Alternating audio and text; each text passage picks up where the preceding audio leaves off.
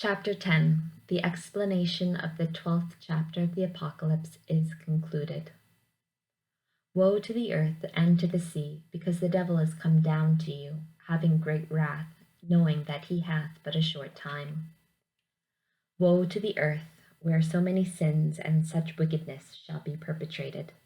Woe to the sea, which refused to pour forth its floods and annihilate the transgressors at the sight of so great offences against its Creator, and to avenge the insults against its Maker and Lord.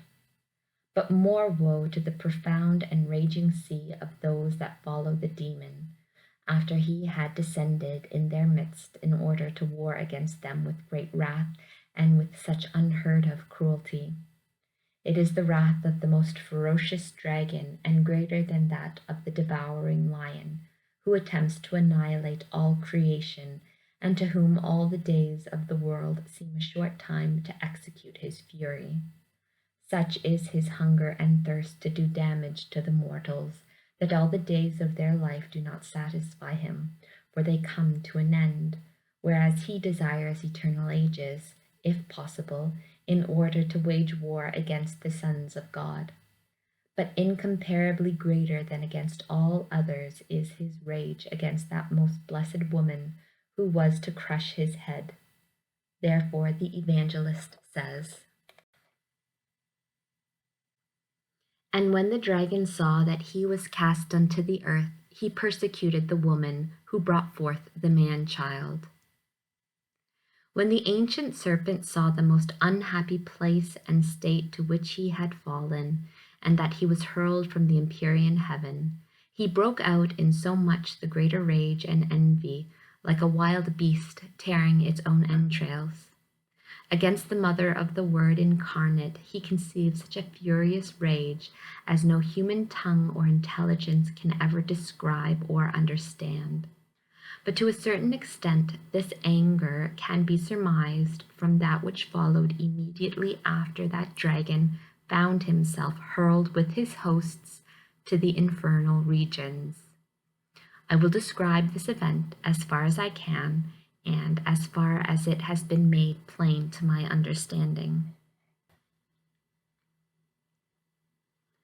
During the whole first week of the creation of the world and its contents, Lucifer and the demons were occupied in machinations and projects of wickedness against the Word, who was to become incarnate, and against the woman of whom he was to be born and made man.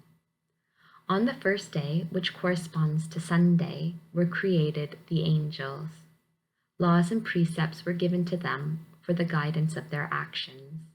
The bad ones disobeyed and transgressed the mandates of the Lord. By divine providence and disposition then succeeded all the other events, which have been recorded above, up to the morning of the second day, corresponding to Monday, on which Lucifer and his hosts were driven and hurled into hell. The duration of these days corresponds to the small periods or delays which intervened between their creation, activity, contest, and fall, or glorification. As soon as Lucifer with his followers entered hell, they assembled in general council, which lasted to the morning of Thursday. During this time, Lucifer exerted all his astuteness and diabolical malice in conferring with the demons and concocting plans to offend God so much the more deeply, and to obtain revenge for the chastisement to which he had been subjected. They came to the conclusion and resolved that the greatest vengeance and injury against God would be to impede the effects of the love which they knew God bore toward mankind. This they hoped to attain by deceiving men and persuading them, or even, as far as possible, compelling them to neglect the friendship of God, to be ungrateful toward him, and to rebel against his will. "This we must strive to do," said Lucifer. "Toward this end we will apply all our forces, all our solicitude and knowledge. We will subject the human creatures to our influence and will, in order to destroy them. We will persecute this race of men, and will deprive them of the reward promised to them.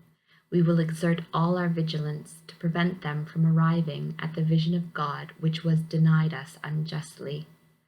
I will gain great triumphs over them. I will destroy them all and subject them to my designs. I will sow new sects and errors and set up laws contrary to those of the Most High in all things. I will raise up from among men false prophets and leaders who will spread these doctrines, and I will scatter this seed through them, and afterwards I will assign to them a place in these profound torments. I will afflict the poor, oppress the afflicted, and persecute the timid. I will sow discord, excite wars, and stir up nations against each other. I will raise up proud and haughty men to extend the dominion of sin, and after they shall have executed my designs, I will bury them in this eternal fire, and in so much the greater torments, the more faithfully they followed me. This is my kingdom, and this is the reward which I will give to those who follow me.